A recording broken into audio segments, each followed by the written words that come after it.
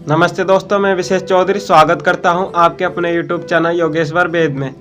मुगलों ने आमेर के राजा जयसिंह को जाट विरोधी अभियान की उच्च कमान संभालने का नियुक्ति पत्र दिया। 18 सितंबर को महाराजा जयसिंह की प्रधान छावनी में उसके अंगरक्षक राजपूत सैनिकों के अतिरिक्त 10,000 घुड़सवार तथा 5,000 पैदल सैनिक उपस्थित थे। इसके अतिरिक्त कोटा का महाराव भीमसेन हाडा, नरवर का राजा गज सिंह, विजय सिंह कछवाहा, महाराजा जयसिंह का भाई राव इंद्र सिंह, बियाजित खां मेवाती आदि अपनी सेनाओं के साथ उपस्थित थे।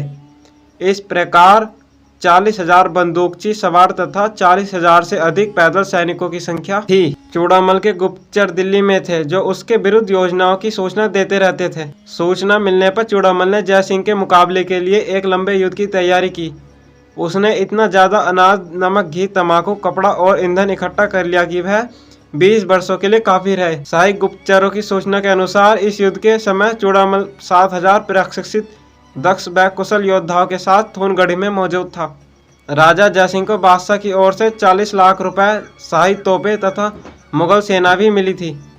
उसने इन विशाल सेनाओं के साथ थूनगढ़ी की ओर अक्टूबर 1617 में कूच कर दिया। 15 अक्टूबर को चूड़ामल के भतीजे बदन सिंह ने 2,000 घुड़सवारों के साथ गहन जंगल से निकलकर बियाजित खां मेवाती की सेना पर धावा कर दिया, जिसमें बियाजित खां घायल हो गया। 5 दिन तक उसकी छावनी को घेरे रखा। 20 अक्टूबर को जयसिंह के राजपूत सैनिकों ने बियाजित खां की सेना को बचा लिया। चूड़ामल के भतीजे रूप सिंह ने 2,000 घुड़सवारों के साथ 9 नवंबर 1716 को शत्रु के अग्रदल पर आक्रमण कर दिया। भयंकर मुठभेड़ में रूप सिंह स्वयं घायल हो गया तथा चूड़ामल का भाई अतिराम वीरगति को प्राप्त हुआ। इस मुठभेड़ में छापामार जाट सवारों ने राजपूत सैनिकों के छक्के छुड़ा दिए और उनको पीछे हटा दिया। 17 नवंबर 1716 को थूनगढ़ी का घेरा प्रारंभ हुआ। सिंसिनीवार प्रदेश में प्रवेश करते ही साम्राज्यवादी सेना को जाट गुरिल्ला दस्तों का सामना करना पड़ा।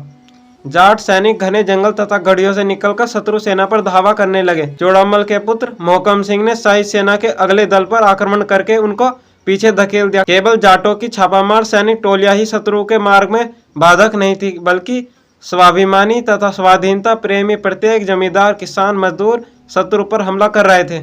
फर्रुख सियार ने 13 मार्च 1717 को अपने फरमान में जयसिंह को लिखा कि असंख्य सैनिक, विशाल तोपखाने, पंक्ति तथा विपुल धनराशि के साथ जाटों का दमन करने के लिए योग्य राजाओं को नियुक्त किए 7 महीने निकल चुके हैं, किंतु अभी तक गढ़ी को एक ओर से भी नहीं घेरा जा सका। साम्राज्यवादी सेनाएं हल्के तोपखाने से पूरी तरह सुसज्जित थी, फिर भी मई जून 1717 में कई विशाल व 84 छोटी तोपें, 30 मन विस्फोटक बारूद, 150 मन सीसा और 500 रॉकेट का भंडार आगरा से थूनगढ़ी तक पहुंचा दिया गया था। इसके अतिरिक्त जयसिंह ने अपने राज्य आमेर से आवश्यक गोला बारूद आदि युद्ध साजो सामान मंगवा लिया था। साम्राज्यवादी सेनापति जयसिंह की विफलता।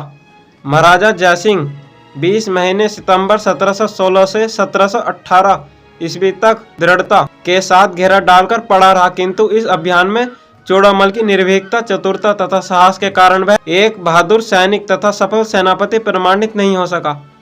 चूड़ामल अंत तक किले में रहकर शांतिपूर्वक विघ्नहारी तोड़फोड़ तथा गुरिल्ला युद्ध नीति से शत्रुओं को हानि पहुंचाता रहा। खान ए जहां मुगल सैनिकों की नई सेना लेकर थूनगढ़ी छावनी में पहुंच गया। नई सेना मिलने के बाद भी साम्राज्यवादी सेनापति जाट गुरिल्ला दलों पर, जिनका नेतृत्व मोहकम सिंह तथा रूप सिंह, बदन सिंह और अन्य सिंसिनीवार भाई बंधु कर रहे थे, कोई प्रभाव नहीं डाल सका।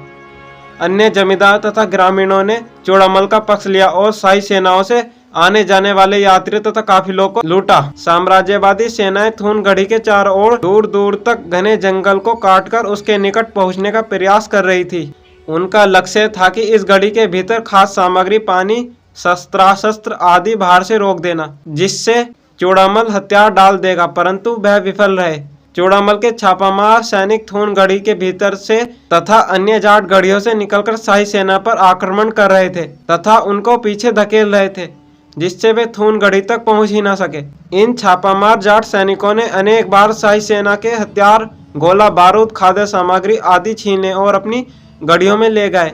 इन मुठभेड़ों में जाट सैनिक कम तथा शाही सैनिक बड़ी संख्या में मारे गए। जयसिंह के सब इरादे विफल कर दिए। वह 20 महीने तक थूनगढ़ी का घेरा डालकर पड़ा रहा, परंतु सफलता प्राप्त न कर सका। अब चूड़ामल ने सैनिक ताकत, गुरिल्ला युद्ध की अपेक्षा कपटी तथा गुप्त नीतियों से काम लिया।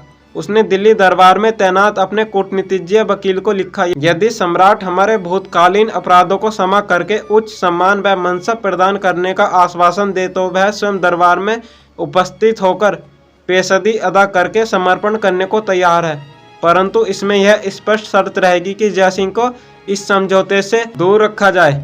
जाट वकील ने वजीर सैयद अब्दुल खां कुतुब मुल्क का आश्वासन प्राप्त कर लिया। वजीर ने प्रस्तावित शर्तों को स्वीकार करके दरबार में चूड़ामल का खुलकर पक्ष लिया। उसने सम्राट को कहा, जाट अभियान का संचालन करते हुए 20 महीने निकल चुके हैं और कोई निश्चित हल नहीं निकला। अब तक राजा जयसिंह शाही खजाने से 2 करोड़ रुपए खर्च कर चुके हैं और उसका मासिक खर्च भी दिन प्रतिदिन बढ़ता जा रहा है। इतने प्रयास के बाद भी विजय की कोई आस नहीं दिखाई देती। चूड़ामल अब समर्पण करने तथा दरबार में उपस्थित होने को तैयार है, अतः उसकी प्रार्थना को मान लेना साम्राज्य के हित में है। वजीर सैयद अब्दुल खां के दबाव में आकर सम्राट ने चूड़ामल से समझौता स्वीकार कर लिया। बादशाह ने मार्च 22, 1718 को राजा जयसिंह को एक फरमान भेजकर उसे थून घड़ी से घेरा उठाने का आदेश दे दिया। उसके हाथ केवल विफलता ही लगी। जाट मुगल संधि अप्रैल 1718। अप्रैल 6, 1718 को खान ए जहां राव चूड़ामल उसके भतीजे रूप सिंह व अन्य भाई बंधुओं के साथ दिल्ली पहुंच गया। राव चूड़ामल 15 अप्रैल को वजीर सैयद अब्दुल खां के साथ शाही दरबार में उपस्थित हुआ। बादशाह ने चूड़ामल को अपने समीप बैठाया और उसको एक खिलत तथा एक सहस्त्र असरफियां प्रदान की। उसके अन्य पुत्र भतीजे रूप सिंह तथा अन्य सहयोगी रिश्तेदार व भाई बंधुओं को अन्य सुविधाएं तथा कृपाएं प्राप्त हुई। वजीर के दबाव में आकर बादशाह ने चूड़ामल को मनसब प्रदान किए। ओम नमस्ते।